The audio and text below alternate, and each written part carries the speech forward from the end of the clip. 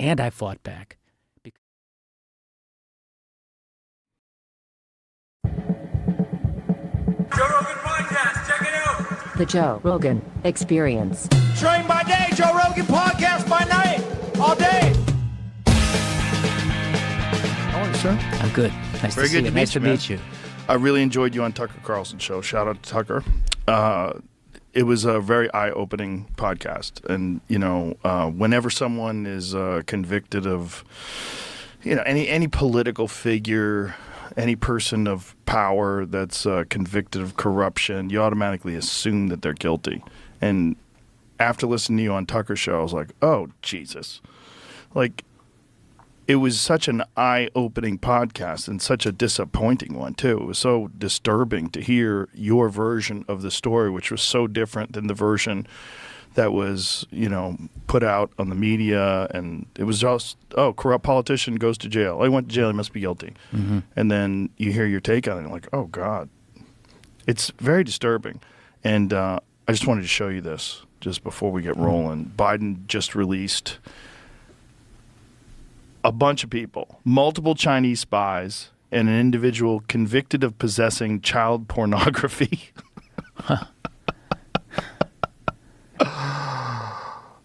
I think he's released. How many people has he pardoned today? I saw a number of 1,500. He's going ham. Yeah. Everybody can get their sign your checks, send them in. Let's go.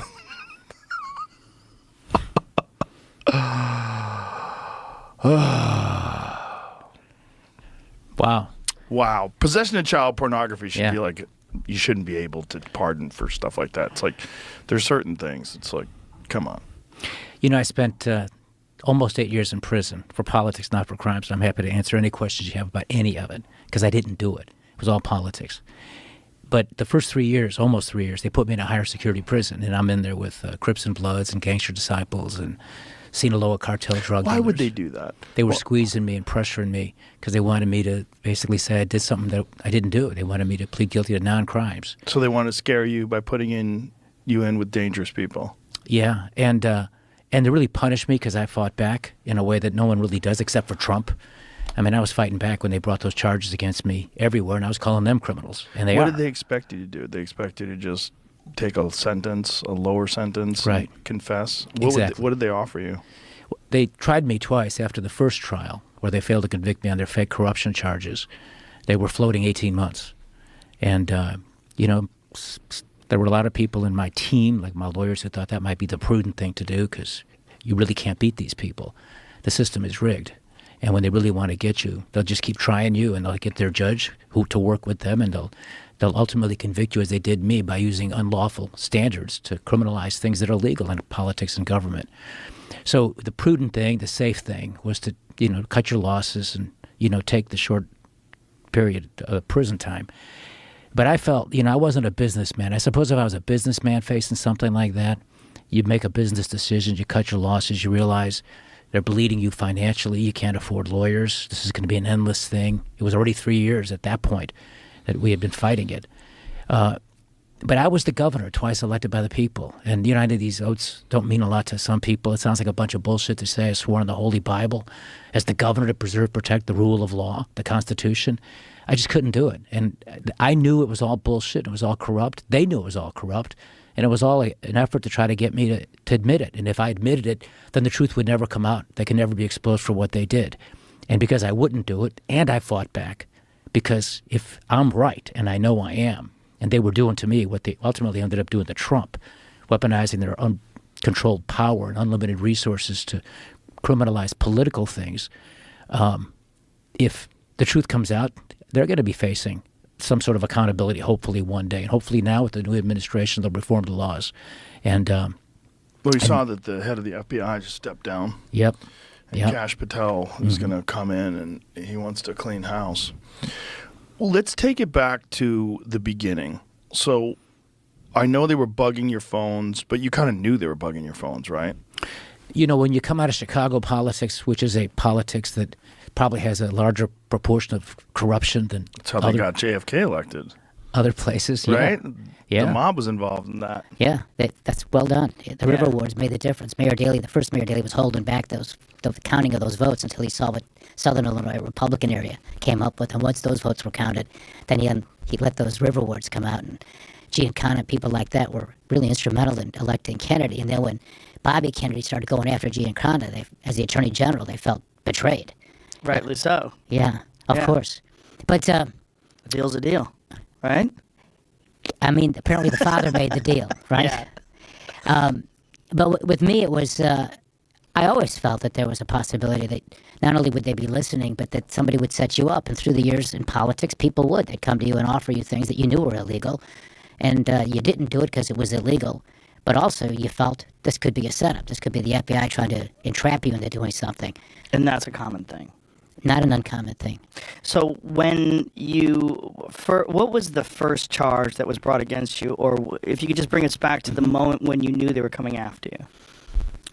I was elected the first Democratic governor in Illinois in November 2002, after 26 years of Republican governors. I first learned that they began to look into my administration and people around me in December of 2003. And I had been governor for 10 months, and they were already looking. And I knew it, which meant we got to be extra careful because these people are scrutinizing us. On the one hand, I felt good. That puts pressure on people around me. People are doing work for me to do the legal things and not cross lines. I never imagined that the FBI and the Department of Justice and these U.S. attorneys who come out of the best schools would be so corrupt and dishonest. I felt like, okay, they'll look and see how we do things. And if we make some mistakes along the way, we'll make adjustments. So they chased me for 5 years. And by the time they taped my phones, it was no surprise. There was all kinds of pressure at that time because they'd gotten a guy who was close to me and Obama, a guy by the name of Tony Oresco, who they probably convicted him of things that weren't crimes either. They were squeezing him to say things about me and Obama. He wouldn't do it. They put him into solitary confinement for 3 years to get him to invent crimes against us. He wouldn't do it. This guy's a stand-up guy. Obama sold him out, and he did more for Obama than he ever did for me. But I knew all of that. And so at the time when they began wiretapping my phones, which was late October 2008, everything I talked about doing with regard to the appointment of Obama's successor to the United States Senate, I felt it was very possible they were listening. How could they not? Because they were chasing me. They so much wanted to get me. And Obama and I both were in their crosshairs in the very beginning, but I think the politics of it changed as his political fortunes improved and he looked like he was going to be the next president. And these people, these U.S. attorneys, get appointed by the president. And these were Bush-appointed, Cheney-appointed prosecutors. And it's very unusual that the previous administration's prosecutors stay in office. When the new president comes in, they leave, as you see with Trump and the other parties, people come in.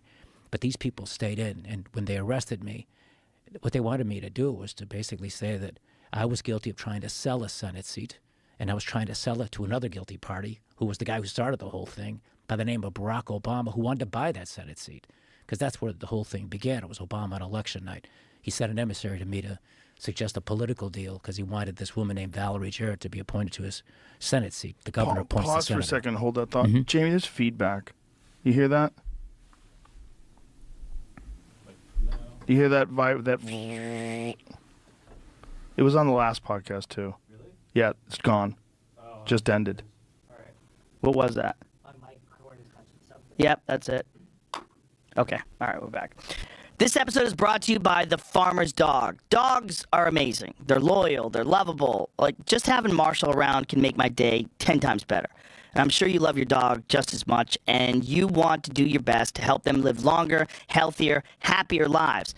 And a healthy life for your dog starts with healthy food, just like it does for us. There's a reason having a balanced diet is so important. So how do you know if your dog's food is as healthy and as safe as it can be? Well, Farmer's Dog gives you that peace of mind by making fresh, real food developed by board-certified nutritionists to provide all the nutrients your dog needs. And their food is human grade, which means it's made to the same quality and safety standards as human food. Very few pet foods are made to this strict standard. And let's be clear, human grade food doesn't mean the food is fancy. It just means it's safe and healthy.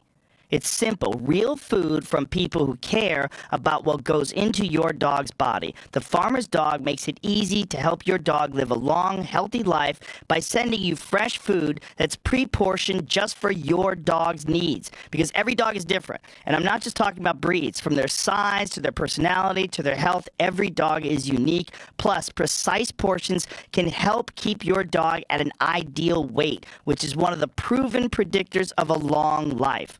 Look, no one, dog or human, should be eating highly processed foods for every meal. It doesn't matter how old your dog is. It's always a great time to start investing in their health and happiness. So, try the Farmer's Dog today.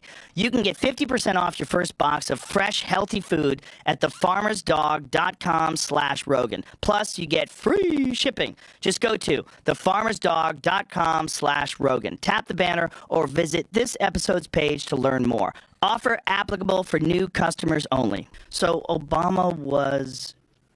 So how did he try to negotiate? Like when he wanted this person to take his Senate seat? Like what was said? How did it go down? How do things like that work? You use third parties, emissaries. So that between you're two not. people. So he doesn't have to meet with you. So you can say Obama asked me.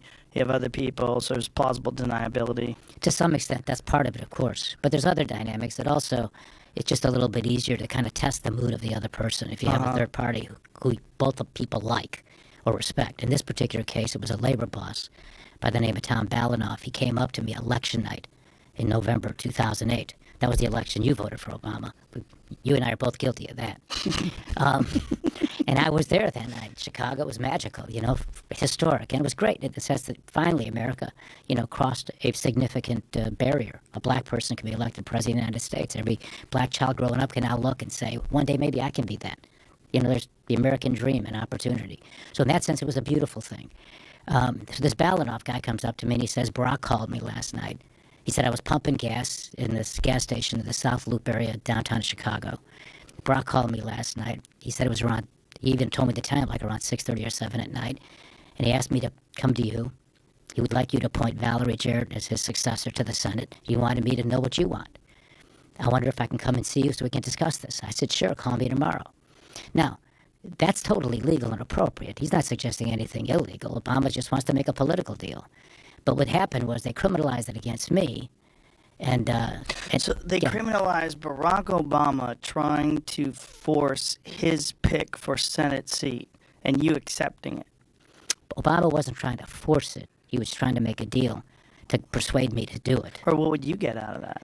That's what we discussed for 6 weeks, and the FBI was talking about that. And we discussed all kinds of crazy ideas, a lot of good ideas. Spent 2 days talking about the possibility of appointing Oprah Winfrey. What?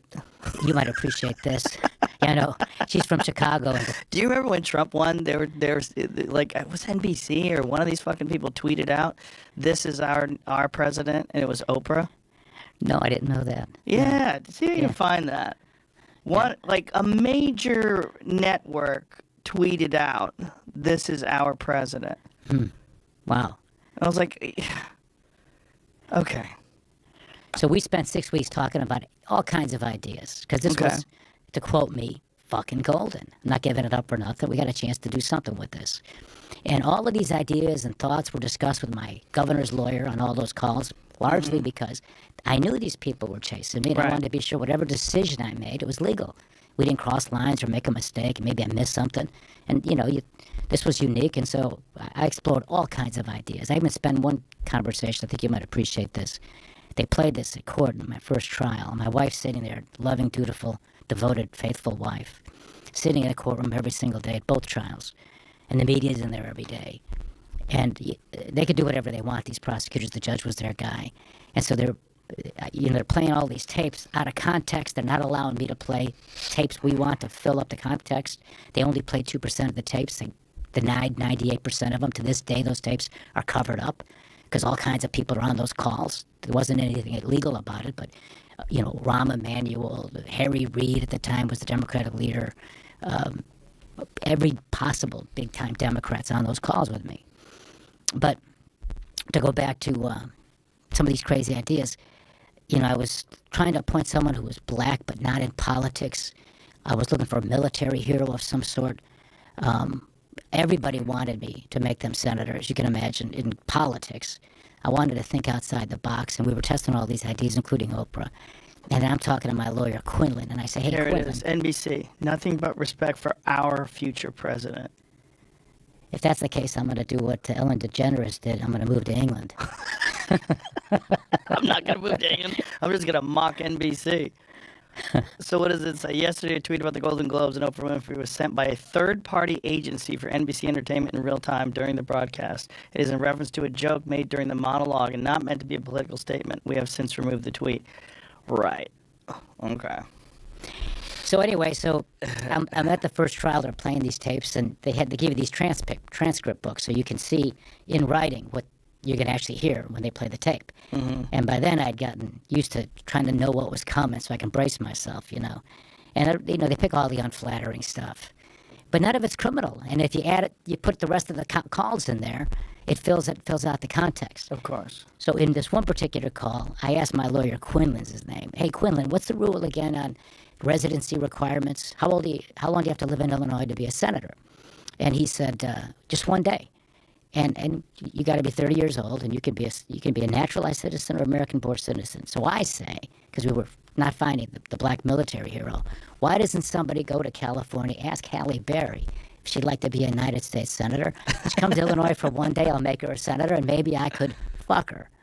I'm joking around. Right. Well, they play this, in court. Oh, boy. And there's my wife sitting right there, Oh, boy. And I look ahead, and I'm looking at the clock, and there's like 10 minutes to go before noon where the judge is going to recess for lunch. And I'm thinking if I could just get there before they play this tape, I could at least kind of prepare her for what's coming. Right. And I made it. And so I tapped her on the knee, and I kind of showed her the book, and I said, look, I was just kidding. And her reaction was, what are you, 16? Well, that's the same thing as like the grab 'em by the pussy comment. It's like, Exactly. guys talk like that. That's It doesn't mean they mean it. Guys talk like that all the time for fun. It's not, you could say it's misogynist, it's this, it's just shit talking. It's what guys do, and they know that the other person doesn't mean it. That's why it's funny to say. Yeah, and let's face it, most of us like that stuff. Yeah, we Right. like joking around about stuff like No that. doubt. It's fun. And Maybe the I could fuck object. her, and everybody would laugh. Ah! And even if you never did anything or never Sure. even intended to do anything, you'd say something like that to get a rise out of your friends. So years would go by, and I'm sitting in prison. I'm making one of my nightly calls home, and my wife's on the phone. And that Billy Bush tape came out. What a slimy thing to do to Trump, right? It comes out. Everybody's just writing him off as a president. He can't win. Pressured by his party to get out of the race. And my wife was, offended by it. And she's telling me, you have 2 young daughters. How could you possibly defend this? And I said, let me take you back to a day in court, okay? Before you judge somebody else, look at your own husband. And I told her about the Halle Berry thing. Right. And what I said. And I said, this is, as you explained it. And I think people have to realize that so many of these things that are taken out of context are taken out of context for a reason. It is to mislead the public and prejudice them against things. And the context aspect of it is very important because there is such a difference between a statement and someone tapping a phone while people are having a private conversation and talking shit. Mm-hmm. And did they read it or play it when you said that? Both. Yeah. Yeah. People talk shit. Like, you can't pretend that that's what they actually mean. It's one thing if you get someone planning a crime, but everyone knows that people talk that way. You just pretend they don't because they don't in a professional setting. Yes. Look, I spent 2,896 days because of what they did and how they did it. So if In you prison. just went along with whatever they asked and didn't ask for any political bartering, you think nothing would have came of this? Oh, no, I would have... Oh, you mean just political... If barter? you did, if they came to you and said Obama would like you to put this person in as senator, if you just agreed to it, you think none of this would have happened? No, I think they were going to do whatever they did to get me no matter what. Why? Because they had spent so much time and money, 5 years. But why did they do that? Why'd they come after you? I think that... I think part of it has to do with a lot of it has to do with the actual U.S. attorney. His name is Patrick Fitzgerald. He and James Comey are real close.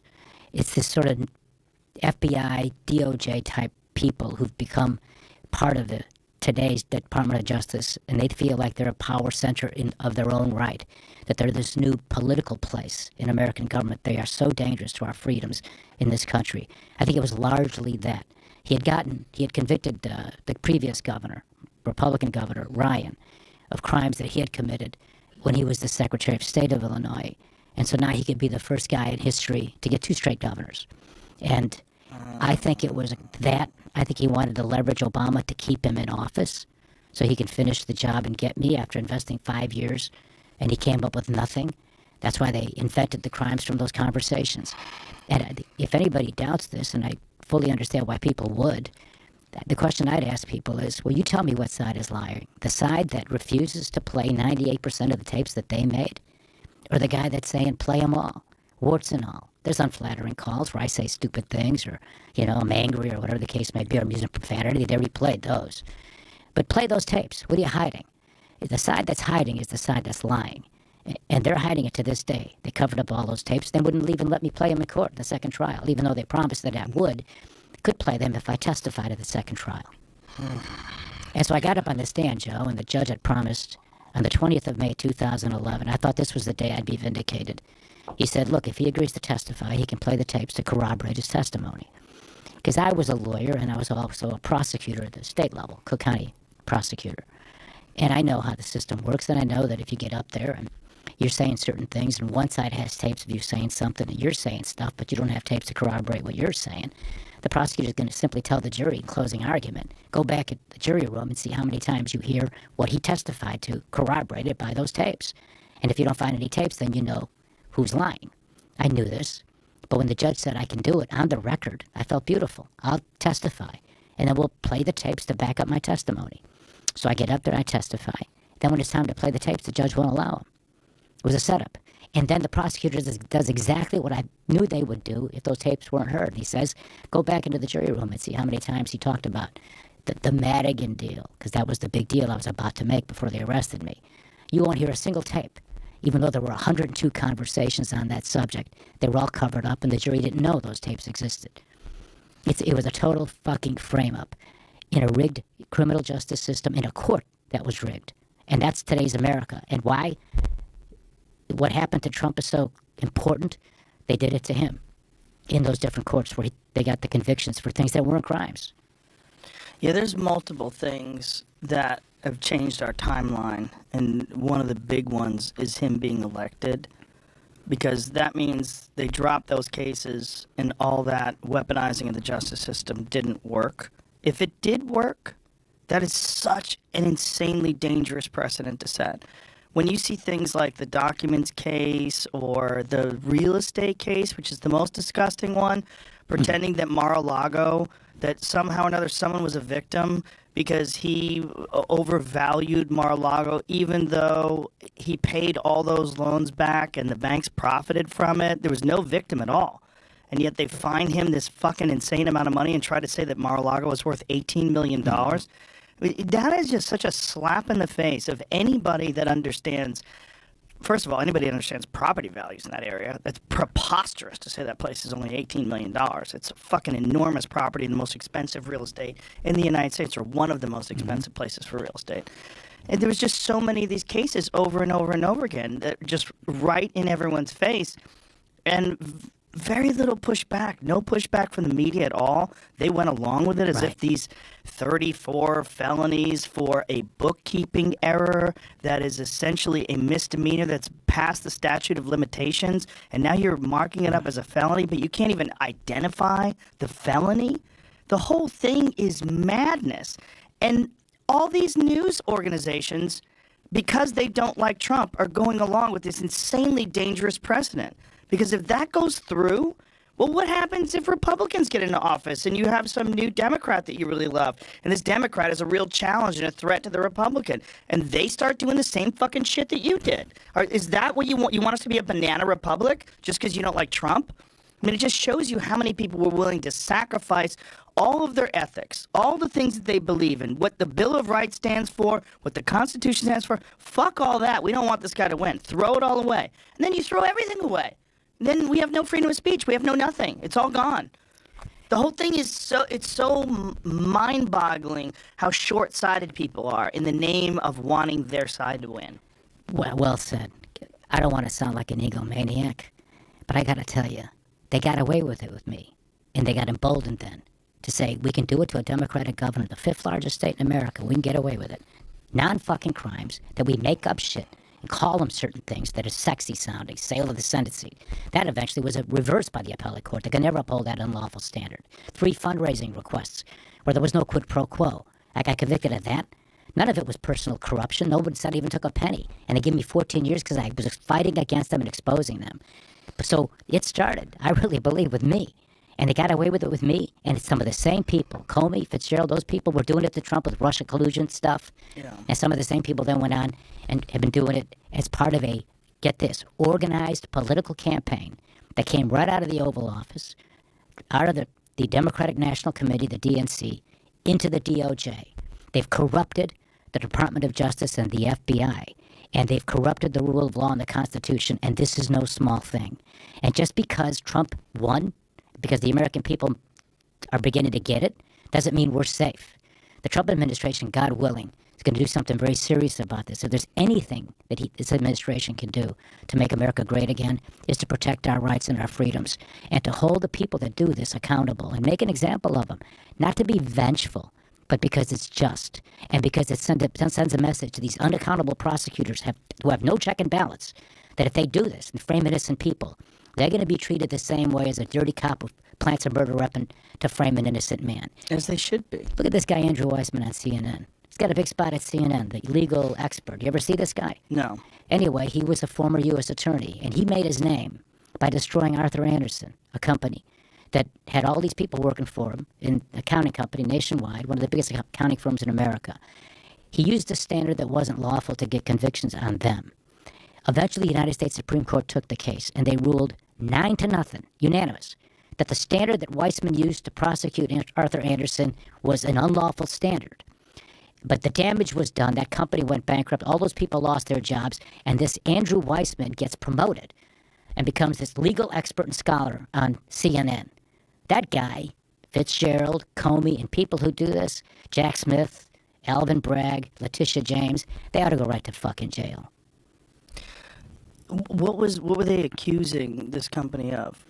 Obstruction of justice, that they were destroying records and stuff. And that would have been a crime had they done it after they'd been subpoenaed. But they weren't subpoenaed. They had a right to do whatever they wanted with their records before anybody compelled them to produce them.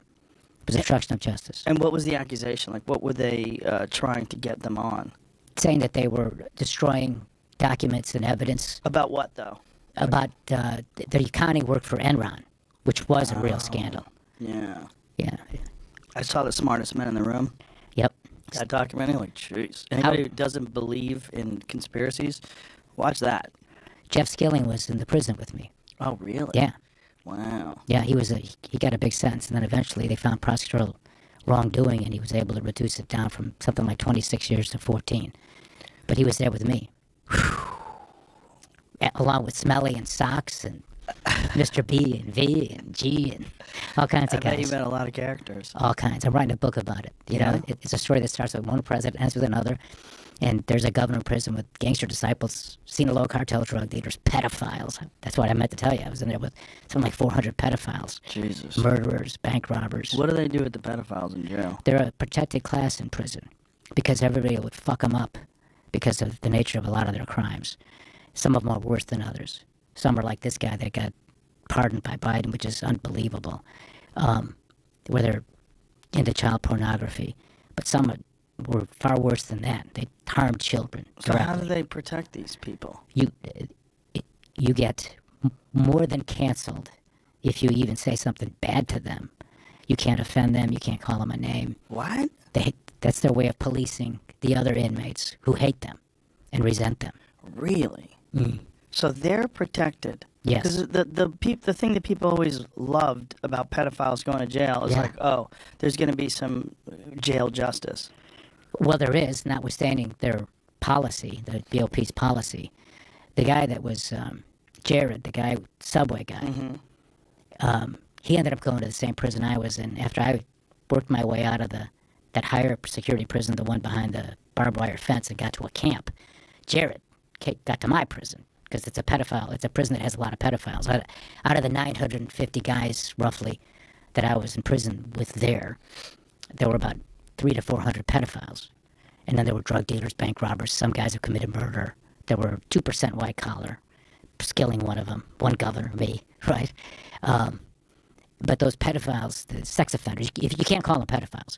And the derogatory term... You're not allowed to call them pedophiles? Can't call them pedophiles, and you can't call them chomos. That's the inside prison name for these guys. It's a Chomo? Chomo. So I'm there day 2 in prison. I got 14 years ahead of me. They gave me a 14-year sentence. I mean, Trump pulled me out of there after 8. And I'm in there second day. As you can imagine, I write about this in the book. It's a hard experience, a long, hard journey. It's heartbreaking in so many ways for me and my family, and hard. But, I'm learning the ropes. I got all my fellow inmates there. And I'm hearing this phrase, this term, it's called, chomos, fucking chomo, that guy, he's a chomo. They'd say that, and I'd say, what's that? And they told me. And so I was with one of my, the case manager or somebody. They were giving me more of the information I needed for the stuff I had to learn as a new inmate. And I mentioned, so who are these chumos? And she goes, you can't say that. It's not chumo. And she whispered it, it's chomo. But you can't say that. That's strictly forbidden here. If you say that, you'll go to the SHU. Now, so what's that? I have to ask her. Well, the SHU was Special Housing Unit, SHU. The vernacular was SHU, solitary confinement. And the way they police the inmates and punish them to varying degrees is you get thrown in solitary confinement. So if you just say chomo, that'll land you in solitary confinement. For how long? Maybe a week. Jeez. Yeah. So how? Yeah. That's so crazy that they protect pedophiles. Yeah. Now, I don't want to sound like I'm too liberal or something, but they have to. Because if left to their own devices, these guys would get so fucked up by the general population who are outraged by their crimes and are also outraged by the fact that a lot of them got special treatment in their sentencing. So you see this guy that Biden just pardoned or gave clemency to. Let's hope it was just clemency and not a pardon, my God. But these sex offenders are getting lighter sentences than the drug dealers or the bank robbers. And if you look at a system of punishment that's supposed to be just and fair and hopefully always tempered with mercy, you'd like to think that there's equal application of the law and that there's some sort of fairness, and that when you measure the victims of the certain crimes, that should be a part of the sentencing. And so drug dealers would argue a lot of it nonviolent, and they're right. Their stuff was nonviolent. These guys really harmed children.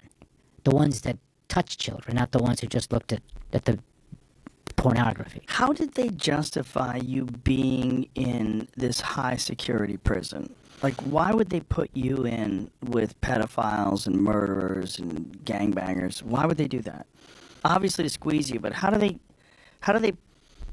pass that through? You get anybody who gets a sentence of over 10 years has to do time, and you can't be in a camp. So, certain people can't be in camps. For example, any kind of violent offender cannot be in a camp. Pedophiles cannot be in a camp. That's good. And camps don't have, fences. There's not iron gates that lock you in. I mean, I went from a 50,000 square foot governor's mansion to a 6 foot by 8 foot prison cell. I mean, it's real prison like in the movies. Those iron gates shut you in, and you're restricted in your movements. And you're with some badass guys, I mean, they're interesting guys, and I met a lot of guys I really liked. But they did it because they purposely gave me a sentence above 10 years to force me to go into a shithole prison and to try to not just squeeze me, but to punish me. And the punishment was because I had the temerity to fight back. Who was this guy? He was only twice elected governor of the 5th largest state to challenge us. And I fought back. And, frankly, the beauty of it is that had I not fought back the way I did, Trump would have never known me. He saw me on television fighting back. I mean, I fought back in ways that predated him, the way he does. And it wasn't by design. It was just I felt like, Jesus, I didn't do anything wrong. And they know it. This is politics. And, this is wrong. Bad for our country. I can't give into this.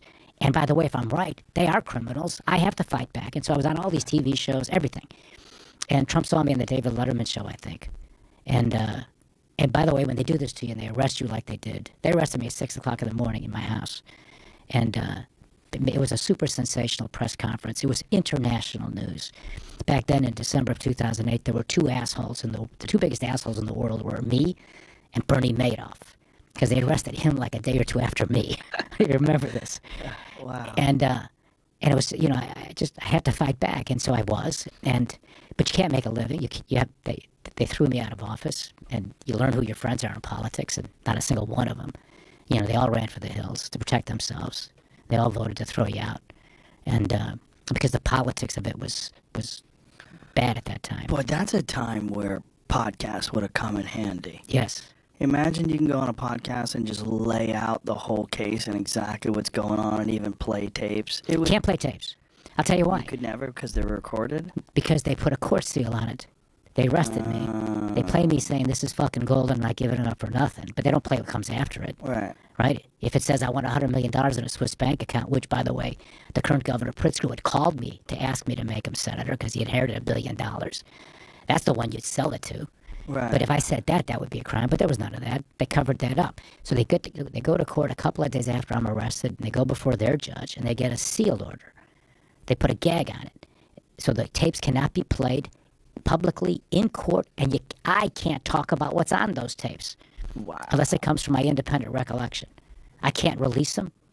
It's a crime. You can't talk about what's on those tapes unless it comes from your own personal recollection. Right. So you can Yes. talk about the tapes. You just can't play them. Correct. And you can't quote them. I can quote what I remember personally, and I Right. remember some of it, of course. But at least you could have laid out your version of it so people could hear Correct. it. And it would put pressure on them. And I was doing it, not on podcasts, but I was doing it on the Today Show, Good Morning America, CBS Morning, Nightline, Dateline, all the shows. Is it's such a short segment. That's right, exactly. You don't have enough time to lay out the environment, how it works, what really goes on in politics, how what's normal for how these deals are made. Well said. Yes, exactly right. So this person that Obama wanted, whatever happened to that person? She became like a top advisor for Obama in the White House. Now, there's a school of thought, there's a theory that's plausible. Obama publicly said he did not send this labor guy to me. But Balanoff, the emissary, in 2 trials testified twice under oath that Obama called him. Obama then was interviewed by the FBI the day or two after I was arrested. And if you lie to the FBI, they call them 302s, these interviews, it's a crime. But I've learned that the FBI is really the FBI. And you sit down like I did, stupidly, you talk to these people. They say you lied, and you say they lied. Who are you going to believe if you're a jury, right? It's a big mistake to ever trust them, to be honest. So my advice to anybody out there who's getting chased by the FBI, don't talk to them. And I thought they were the good guys, so I sat down and talked to them. Well, Obama talked to them. And every defendant is entitled to relevant evidence that could help him or her defend themselves against criminal prosecution. But to this day, they would never give us Obama's 302s. So did Obama really send this guy, like that guy testified to? Or did Obama not do it like he publicly said he did? He said he didn't do it.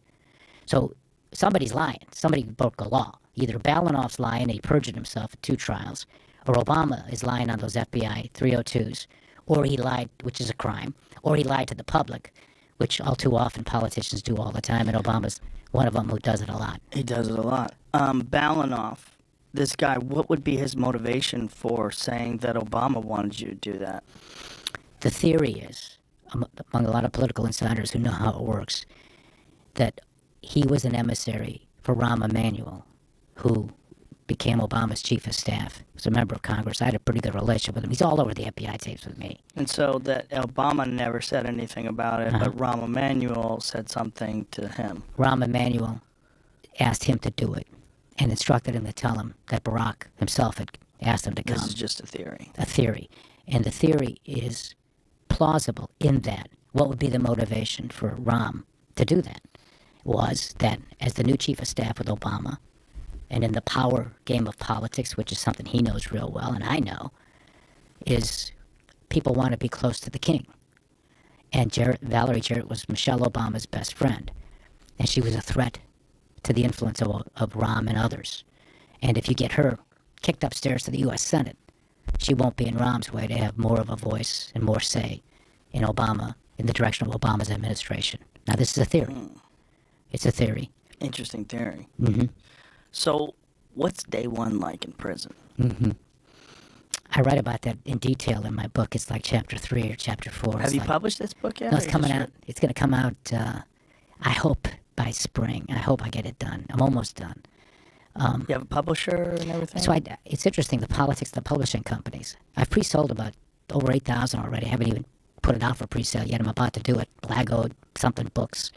Rod Blago books or something. I haven't done it yet, but I've pre-sold some to people, friends and others. About 8,000 of them already. So it's helped me be able to self-publish and create my own little publishing company.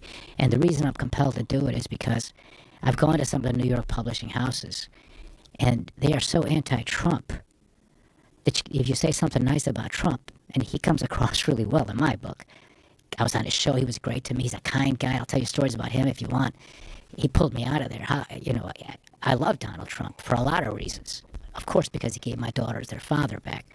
So I write well about him. He comes across very well. Obama doesn't come across so good.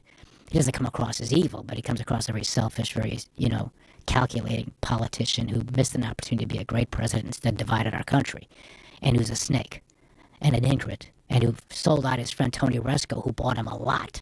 This guy bought him a lot next to a mansion that he bought after he was elected to the United States Senate. Obama's, at that time, only had $750,000 they could afford for a mansion. They wanted to buy the adjoining lot in this real upper-class neighborhood called Kenwood, Hyde Park neighborhood in Chicago, by Obama's library. And they couldn't afford the other lot, so he went to his friend Resco. Obama did. And Resco's a kind-hearted person, and he wants to help his friend Obama. So he pays the list price, like $750,000 for the lot. The Obamas paid less for the lot with the improvement on it, the big mansion. Obama now is running for president. That comes out. He's got to fix his political problem. He goes to Resco, and he says, I got to put a fence between the lot and the mansion. So I can explain to the media that it's your lot, not mine, right? And he asks for a wrought iron fence, not just any old fence, not a chain link fence. He wants a wrought iron fence because it matches the mansion. And then he hands Resco a bill for $13,000 for the wrought iron fence. And then when Resco suffers for 3 years in solitary confinement because he won't lie about Obama or me, he sends a letter to the federal sentencing judge saying they're squeezing him to say stuff about both of us. Makes the front page of the Chicago Tribune in August 2008. That he won't do it. They put him in solitary confinement for 3 years. For 3 years, he saw the sun 1 hour a day. And then when he got out of there, he tries to do a burp beep. And he faints because he's so skinny and so weak after 3 years of that. And this fucking Obama did nothing to help him. Jesus. It's unbelievable. So opposite of the kind of guy Trump is. I mean, I didn't do anything for Trump and he helped me. He just saw something wrong. And I think he kind of liked me on Celebrity Apprentice. He liked the way I was fighting back. I know that. But he fired me on that show and freed me from prison. He's historic. He fired and freed the same guy. Even Lincoln didn't do that. Day one, do you have hope it's going to be overturned in an appeal? Like, what are you thinking when you get in there? Yeah, boy, it's a great question. Look, the hardest period during this whole thing was the months after the conviction to the day that you surrender, because now you know you're going away. And you're fearful it's going to be long. In fact, a couple of months before the sentence came down, I'm jogging, I'm running through the neighborhoods, and I see that was newspapers back then. It's a newspaper box, front page, big colored picture of me. I see it. I'm running past it. I saw the headline briefly. I came back running in place. I see it. 30 years to life. The prosecutors are asking for 30 years to life on me. Life. Yeah. Jesus I Christ. never took a penny. They don't even say I took a penny. It was all talk about politics. So, I got home faster. That sort of stuff quickens your pace a little bit, Yeah. But that period was the hardest. The moment I stepped into prison, I write in my book that one advantage of crossing the threshold into prison was that with every tick of the clock, you're 1 second closer to this nightmare, this Kafkaesque nightmare finally being over. 1 second closer to coming home to your daughters and to your wife, even though it might be 14 years and one less second. You know what I mean? But you're at least it's starting now. Yeah. You've hit the bottom, and now you're climbing back up, just from a time point of view. But that first day, I'll work backwards. I'll never forget the first night after that long, long day that I went through. You know, the media was covering me like I was O.J. Simpson. They were at my house at 5:30 in the morning when I kissed my little girls goodbye. My little Annie Banani, who was 8 years old at the time. She's in her pajamas and she hugs and squeezes me. And my daughter Amy, she was a sophomore in high school. She was 15. And we're all in the foyer. It's all dark because you got all these media trucks around your house. We live in a neighborhood, a normal neighborhood, it's not gated. And they're all over the place. And so they look into your house. So we had to keep the lights off. Kiss my wife goodbye, my 2 daughters. The hardest thing I've ever did was saying goodbye to them. But you got to be strong for them, and you can't show those assholes in the media that you're dying inside. So you got to be strong when you step out. There's all kinds of film footage of that when I left. And there's a helicopter that follows me, the news helicopter from my house all the way to O'Hare Airport in Chicago. Like I was O.J. Simpson in that white Bronco. I called the chapter my white Bronco moment. And then when I got at the airport, there was this big gaggle of media there. And then when I get on the plane, these motherfuckers are on the plane. They bought tickets. So I can't even, give it a second to think about what just happened, me saying goodbye to my family. And I'll be gone for, worst case scenario, 14 years. But if I behave myself, it'll be 12 and a half years, right? Good behavior. And then I land in Denver, and they're there. And so I'm trying to leave the plane. They're all waiting there at the gate. And then the people in Denver were really nice at the airline. I think it was United Airlines. And they got me out a side door, and they had a car waiting, so I was able to leave. And for a moment, I thought I was away from the media as I'm about to drive to prison. But no, they caught us. They caught up with us. And I got there a little bit early to prison, so I told one of my lawyers who was driving me, you know what, we're like a half an hour early. I'm already giving him 14 years. I don't want to give him 30 minutes more. Let's stop for a cup of coffee or something. So I went to this little restaurant, a little fast food place called Freddy's in Denver, the Denver area. Littleton, Colorado. And it was really surreal because, people knew who I was, and they were really warm and loving. I'm signing autographs. You'd never know. I'm about to go to prison for 14 years. And then the time came to walk in. And I learned later that Trump was watching this because it was all live on television. And he had tweeted about it that day. I mean, I got a million reasons why I love Donald Trump. I was so alone. Everybody of prominence in politics and government and in the media, were calling me all these nasty things. And here's Trump, the only guy who had some authority and had a following, was the only guy saying positive things about me. They were compassionate. He wasn't necessarily saying, he was saying that I denied it and I wasn't, I'm entitled to a, presumption of innocence. But there was compassion with Trump. And he tweets that day. I learned later, I didn't know it then, but I learned when I came home that he tweeted that I see him walking into prison, he gets 14 years, murderers and rapists get 4 years. Do you think this is justice? I don't. Just a loyal guy to a guy that was on his show, because I don't really know him that well. But to me says a lot about who he is as a person. But then I walked in, and I get greeted by all these inmates, and people ask me, were you afraid? I wasn't afraid of anything. My life was so, beaten down by what they did. I was so disillusioned. I was angry. There was bitterness, but I was mostly heartbroken and sad and missing my children, fearful of my children, my wife. They were left alone. I couldn't protect them. People knew where we lived. The media made sure that everybody saw where we lived because they were always in front of our house. I was worried about their safety. I knew I had all those years to do. And now I'm in prison, and all these guys are watching me coming into their world on live television. So I had 2 things going for me in terms of my stock with the fellow inmates. Number one, I was a quasi, I was a celebrity inmate. They just saw me coming into prison. Nobody walks into prison live TV. And the bigger part, the more important part was, I got what they call a 14-piece. That's the vernacular of how inmates talk. He got a 14-piece. Means he didn't snitch on anybody. See, anybody who gets a long sentence means they're getting punished because they wouldn't talk about anybody. The guys who walk in with light sentences become immediately suspect by the inmates. It's the culture there as snitches. And they hate the snitches. Snitches are bitches who get stitches, right? That's what they say. Sure. So I walked in there and I had immediate street cred with those guys. And they were nice to me.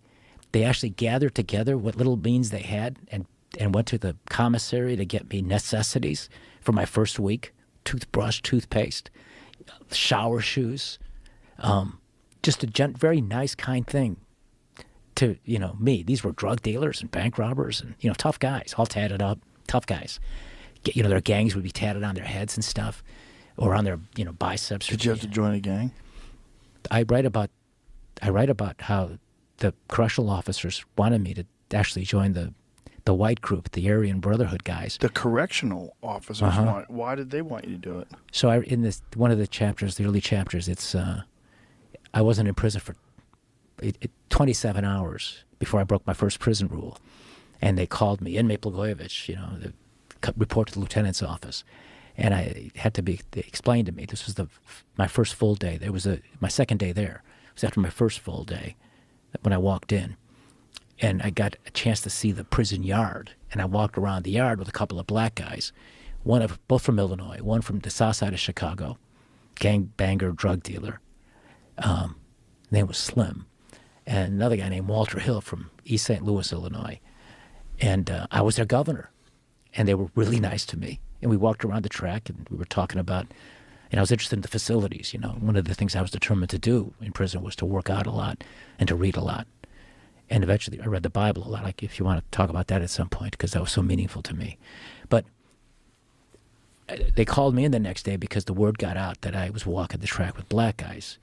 And it was explained to me by the authorities there that prison's a very segregated place, that the unwritten policy in order to keep order is that people need to be part of their own cars. They call the euphemism for gangs in prison is cars. What car do you ride in?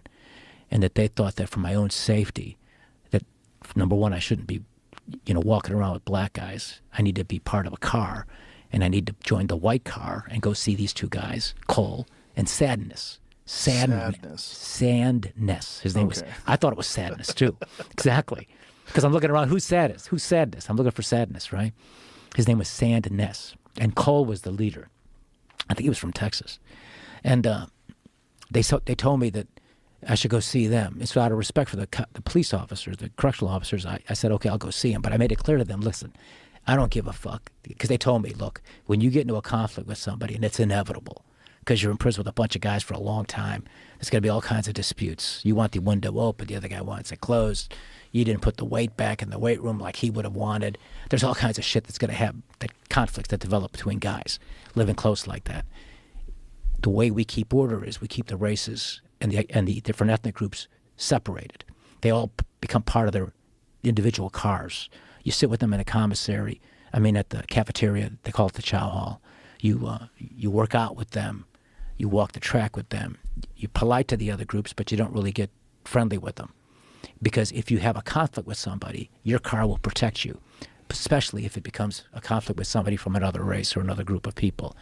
In the prison I was in, there were a lot of black guys, a lot of Latinos, a lot of guys from Mexico, seen a lot of drug cartel people, a lot of Native Americans. There were Pacific Islanders, and of course white guys and sex offenders. They were their own group. And so they all pretty much rode in their own cars, the separate cars. But I told them, I don't fear anybody. If somebody wants to fucking kill me here, in some ways, or put me out of my misery, I'm not going to be doing some, kind of thing like that. It's racist. I'm not doing that. Whoever's nice to me, I'm going to be nice to them. And I'll respect your rules. I won't sit with the black guys or with any Latino guys. I'll sit with the white guys. But I'm not going to, unless you're ordering me to telling me I can't walk with those guys or talk to these guys, I'm going to keep doing it. And they say, well, we can't do that because this is an unwritten way that we operate and keep order in prison. And then they told me something which I respected. They said, look, you're not in the real world here anymore. This is not a place where you could be a civil rights advocate or an activist, a civil rights activist. This is prison. You don't have the same rights here that you have out there. We can't order you not to have relationships or conversations with people from another race, but we can't order you to stop doing stuff that could be counterproductive to us keeping safety. So if you're going to sit with somebody outside your race in the chow hall, that's a direct affront to us. And there are measures that we can take to make sure that you don't do those sorts of things. And I respected the fact that they said it was to keep order, and it was the culture, and pretty much everybody in the prison system accepts it anyway. eventually I sat with some of the black guys as time went by, and we actually made an elder black guy by the name of Mr. B. He was originally from Chicago and from Detroit. He was like the most respected inmate. He got a 25-year sentence. He looked like Morgan Freeman, the actor. He was a lot like him, actually. Very mature, responsible. He was the guy a lot of the guys went to for their legal questions because he knew everything. And a real nice man and a gentleman. And by the time I got there, he had already done like 20-something years. So he was close to going home. And I'd stay up late at night with him talking in the portion. Joe Rogan Podcast, check it out. The Joe Rogan Experience. Train by day, Joe Rogan Podcast by